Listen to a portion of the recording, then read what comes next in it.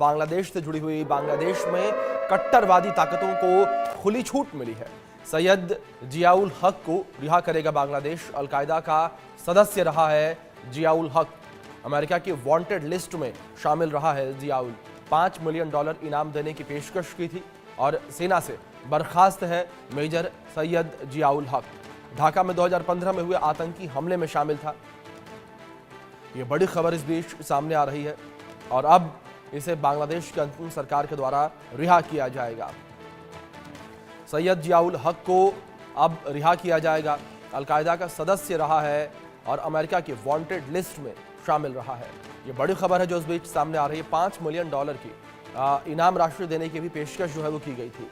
सेना से बर्खास्त है सैयद जियाउल हक जो है उसे अब बांग्लादेश की अंतरिम सरकार के द्वारा रिहा किया जाएगा। ये बड़ी खबर निकलकर सामने आई है। तो अलकायदा का सदस्य रहा है जियाउल हक। अमेरिका की वांटेड लिस्ट में भी जियाउल हक शामिल रहा है। $5 मिलियन इनाम देने की भी पेशकश जो है वो की गई थी। ये बड़ी खबर है और ये बड़ा कदम जो है उठाया गया है बांग्लादेश की अंतिम सरकार के द्वारा कि जियाउल हक को रिहा किया जाएगा। लगातार इस पूरे फैसले की चर्चा की जा रही है जिस तरीके से जियाउल हक को रिहा किया जाएगा। ये बड़ी खबर है। $5 मिलियन इनाम देने की पेशकश जो है वो भी की गई थी। अमेरिका की वांटेड लिस्ट में जियाउल हक जो है वो शामिल था। ढाका में हुए 2015 के ब्लास्ट में भी वो शामिल था, जिसके बाद उसकी गिरफ्तारी हुई थी और वो जेल में सजा काट रहा था। सजायाफ्ता है वो, जिसे अब रिहा किया जाएगा। ये बड़ी खबर निकलकर सामने आई है और अमेरिका की वांटेड लिस्ट में भी शामिल रहा है जियाउल हक और जियाउल हक की अब रिहाई होगी। सेना से बर्खास्त है मेजर सैयद जियाउल हक। सैयद जियाउल हक जो है वो जेल से बाहर आएगा। कट्टरपंथी सरकार जो है उसके द्वारा संरक्षण उसे मिलता हुआ नजर आ रहा है। हमारे सहयोगी रैनिक दत्ता जुड़ गए हैं लाइव, सीधे उनका रुख करेंगे अधिक जानकारियों के लिए। रैनिक, जिस तरीके से सैयद जियाउल हक की रिहाई की खबर निकलकर सामने आई है, लगातार कट्टरपंथी सरकार की जो कदम है वो साफ तौर पर दिखा रहे हैं कि किस तरीके से ये सरकार लगातार उन लोगों का सहयोग कर रही है जो लोग या तो उनके खुद के देश के खिलाफ रहे हैं या अन्य देशों के खिलाफ रहे हैं। हाँ, देखिए, जिस तरीके से सैयद जियाउल हक जिसके खिलाफ में बहुत सारे मामले बांग्लादेश में दायर किए गए थे, बहुत सारे मामले के आधार पर उनको गिरफ्तार किया गया था, वो जेल कस्टडी में भी था। अभी उनको रिहा करने का बात अभी बांग्लादेश गवर्नमेंट की तरफ से किया जा रहा है। अगर देखेंगे तो अगस्त महीने के बाद से लगातार अब बांग्लादेश में जो बांग्लादेश जेल में जो बंदी पड़े हुए थे उनको रिहा देने का जो काम मोहम्मद यूनिस का इंटरिम गवर्नमेंट की तरफ से किया जा रहा है। और इसमें बहुत सारे नाम, सिर्फ जियाउल हक नहीं, जियाउल हक के साथ साथ ही बहुत सारे लोगों का नाम भी शामिल है और ऐसा लोग भी शामिल है जो कट्टरपंथियों के लिए काम करते हैं, दूसरा देशों के ऊपर साजिश करते हैं, दूसरे देश के ऊपर हमले का रचना भी उनकी तरफ से किया जा रहा है। इस तरीके का लोग भी उधर शामिल है। तो इस पे फिर से एक नाम जुड़ चुका है, वो है सैयद ये हक। और उसके साथ साथ ही और एक चीज देखेंगे कि बांग्लादेश का जो इंटरिम गवर्नमेंट, ये इंटरिम गवर्नमेंट लगातार बांग्लादेश में जो कट्टरपंथी संगठन है उस कट्टरपंथी संगठन को जोरदार करने के लिए जो जो स्टेप लेना चाहिए वो स्टेप ही बांग्लादेश के इंटरिम गवर्नमेंट की तरफ से लिया जा रहा है। और इस पे सैयद ये जो मुस्लिम हक इसका जो ये पार्टिसिपेशन बहुत ही महत्वपूर्ण है, क्योंकि बांग्लादेश में अगर देखा जाए तो ये सैयद का जो पास्ट हिस्ट्री अगर देखा जाए, उस पास्ट हिस्ट्री में जो कट्टरपंथी संगठन है, इस कट्टरपंथी संगठन को मजबूत करना और ये कट्टरपंथी संगठन के होकर बहुत सारे बार फ्रंट लाइन पर आके कोई काम करना, इस पे ये शामिल था। और अभी इसको रिहा करने के बाद भी बांग्लादेश का इंटरिम गवर्नमेंट की तरफ से किया जा रहा है। तो एकदम साफ है कि इंटरिम गवर्नमेंट जो लोग जेल में है, जिन लोगों की तरफ से दूसरे देशों के खिलाफ में साजिश भी किया जाता है या तो वो कट्टरपंथी संगठन का निर्देश में जो लोग को छोड़ने के लिए बोला जा रहा है, मोहम्मद यूनिस का इंटरिम गवर्नमेंट उनके ऊपर ही फोकस कर रहे हैं। बिल्कुल रैनिक, जाहिर तौर पर रैनिक, लेकिन इस बीच जिस तरीके से लगातार अगर बांग्लादेश की अंतरिम सरकार को देखा जाए कट्टरपंथियों के ऊपर लगातार सरकार मेहरबान है। दूसरी ओर अगर बात आतंकियों को लेकर की जाए, आतंकी संगठन के जो आतंकी हैं उनको लेकर बात की जाए, उनके ऊपर सरकार लगातार मेहरबान नजर आ रही है। आखिर ये मेहरबानी किस लिए? देखिए मेहरबानी किस लिए, इस बारे में अगर बात किया जाए तो जी एक ही चीज सामने आएगा, क्योंकि सामने इलेक्शन है। जी 2025 साल के एंड में या 2026 साल के शुरुआत में इलेक्शन होने जा रहा है बांग्लादेश में। तो जी इलेक्शन के ठीक पहले मोहम्मद यूनिस का मेन टारगेट है कि मोहम्मद यूनिस का एक वोट बैंक तैयार किया जाए, क्योंकि मोहम्मद यूनिस जो कभी पॉलिटिक्स में नहीं थे, मोहम्मद यूनिस का कोई पॉलिटिकल पार्टी भी नहीं है, तो मोहम्मद यूनिस का कोई वोट बैंक नहीं है। तो मोहम्मद यूनिस का मेन टारगेट है कि एक वोट बैंक तैयार किया जाए।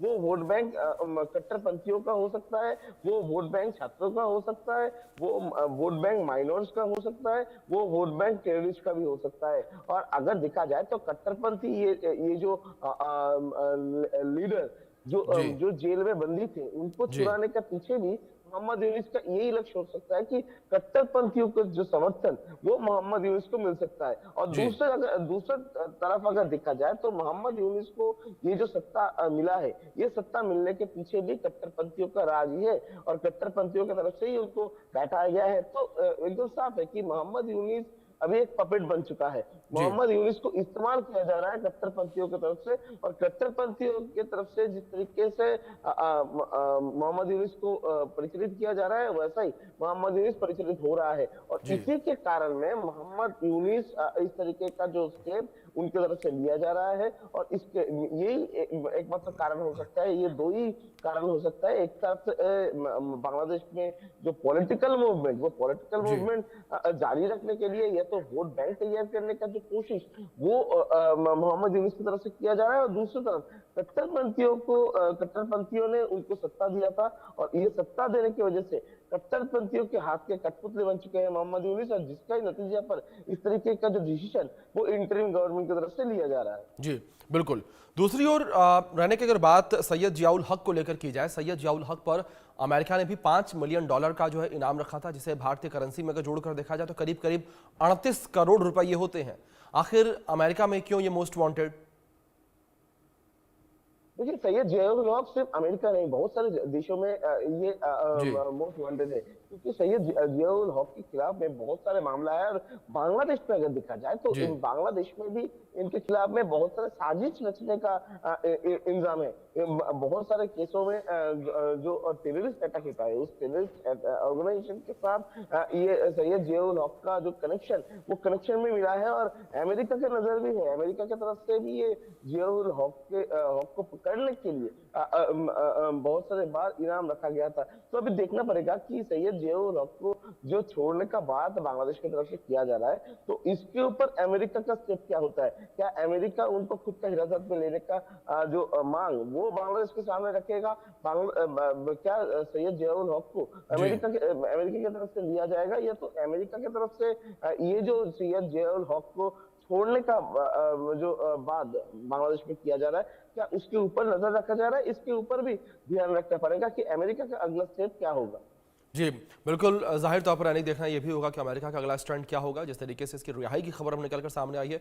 दूसरी ओर रहने का आपने जिक्र किया था कि जो मोहम्मद यूनुस है वो अपना वोट बैंक तैयार कर रहे हैं, इसको लेकर जो विपक्षी दल हैं वो किस तरीके से रिएक्ट कर रहे हैं बांग्लादेश में, क्योंकि जो वोट बैंक तैयार किया जा रहा है मोहम्मद यूनुस के द्वारा, वो वोट बैंक शायद आगे चलकर उनको और उनको देश को खा जाएगा। हाँ देखिए, बाकी जो पॉलिटिकल पार्टीज है उनके सामने जब ये स्पष्ट हो रहा है कि मोहम्मद यूनुस एक वोट बैंक तैयार कर रहे हैं, तो जी इसको लेकर उन लोगों की तरफ से भी प्रोटेस्ट आ रहे हैं। क्योंकि अगर देखेंगे कुछ दिन पहले का बात किया जाए तो मोहम्मद यूनुस की तरफ से जब कहा गया था कि माइनॉर्स जो है जी वो भी वोट दे पाएगा, या तो यानी माइनॉर जो है वो माइनॉर एज जो है, उस माइनर एज का जो कम्युनिटी है, या तो छात्र कम्युनिटी, इस जी छात्र कम्युनिटी को टारगेट किया जा रहा है और उसका वोट बैंक तैयार करने के लिए। ठीक उसी टाइम पर बीएनपी जो कि बांग्लादेश की नेशनलिस्ट पार्टी है, उनकी तरफ से इसका विरोध किया गया था। जी उनकी तरफ से कहा गया था कि वो लोग ये नहीं मानते 17 साल के ऊपर अगर वोट देने का जो अधिकार, वो अधिकार हो सकता है। जी इस तरीके का विरोध जो है वो विरोध दिखने को मिल रहा है। और अभी मोहम्मद यूनुस का जो टारगेट है कि ये जो 2025 साल के एंड में हो या 2026 साल के शुरुआत में अगर इलेक्शन हो बांग्लादेश में, तो उनका तो एक वोट बैंक होना चाहिए। तो ये वोट बैंक का मजबूत करने का जो कोशिश वो मोहम्मद यूनुस की तरफ से किया जा रहा है, और इसका विरोध भी जो पॉलिटिकल पार्टीज है उनकी तरफ से भी किया जा रहा है, क्योंकि पॉलिटिकल पार्टीज भी जानते हैं अगर मोहम्मद यूनुस इलेक्शन में जी दूसरा किसी पार्टी के होकर खड़ा हो जाए तो उसपे जो पॉलिटिकल पार्टी अभी एग्जिस्ट कर रहा है बांग्लादेश में उसमें प्रॉब्लम हो सकता है। जी और मोहम्मद यूनुस को खुद का पार्टी में कौन लेगा, किसके होकर मोहम्मद यूनुस इलेक्शन में खड़े होंगे, ये भी बड़ा सवाल हो सकता है बांग्लादेश जी। में। और रैनिक, दूसरी ओर लगातार ये भी कहा जा रहा है कि अगर अमेरिका की सरकार को लेकर बात की जाए, इस महीने के अंत तक अमेरिका की सरकार बदलेगी, डोनाल्ड ट्रंप जो है वो अमेरिका के नए राष्ट्रपति बनेंगे, और ये कहा जा रहा है कि ट्रंप के राष्ट्रपति पद पर आते ही बांग्लादेश की मुश्किलें और भी ज्यादा बढ़ सकती हैं। बांग्लादेश पर कई तरह के प्रतिबंध जो हैं वो लगाए जा सकते हैं। हाँ एकदम, देखिए इस महीने का 20 तारीख के बाद डोनाल्ड जी ट्रंप सत्ता में आने के बाद बांग्लादेश का जो परिस्थिति में परिवर्तन आ सकता है, क्योंकि जी बांग्लादेश के ऊपर जो नजर जिस तरीके का नजर अमेरिका बनाए हुए है, उसी टाइम पर डोनाल्ड ट्रंप का क्षमता में आना, डोनाल्ड ट्रंप का सत्ता में आना बहुत ही महत्वपूर्ण एक मूव हो सकता है बांग्लादेश के लिए। और बांग्लादेश के खिलाफ में कोई मूवमेंट अमेरिका की तरफ से अगर किया जाएगा तो इसमें मोहम्मद यूनुस को प्रॉब्लम का सामना कर सकता होना पड़ता है, क्योंकि मोहम्मद यूनुस का जिस तरीके का हलचल है, जिस तरीके से मोहम्मद यूनुस की तरफ से कट्टरपंथियों को समर्थन किया जा रहा है, या तो बोल सकते हैं कट्टरपंथियों को होकर मोहम्मद यूनुस काम कर रहे हैं, उसमें डोनाल्ड ट्रंप की तरफ से हो या अमेरिका की तरफ से अगर कोई स्टेप लिया जाए हिंदुओं को सुरक्षित करने के लिए, अगर डोनाल्ड ट्रंप की तरफ से कोई स्टेप लिया जाए तो इसमें देखने का बात होगा कि मोहम्मद यूनुस के ऊपर क्या क्या प्रेशर आता है और मोहम्मद यूनुस के खिलाफ में क्या क्या स्टेप लिया जाता है। जी बिल्कुल, जाहिर तौर पर रैनिक देखना बड़ा दिलचस्प ये होगा अब कि किस तरीके से बांग्लादेश के ऊपर आगे चलकर पाबंदियां लगती हैं और किस तरीके से जो ये सरकार है वो अपने इन फैसलों से अब पीछे हटती है। फिलहाल बहुत शुक्रिया रैनिक आपका जुड़ने के लिए और तमाम जानकारियों के लिए।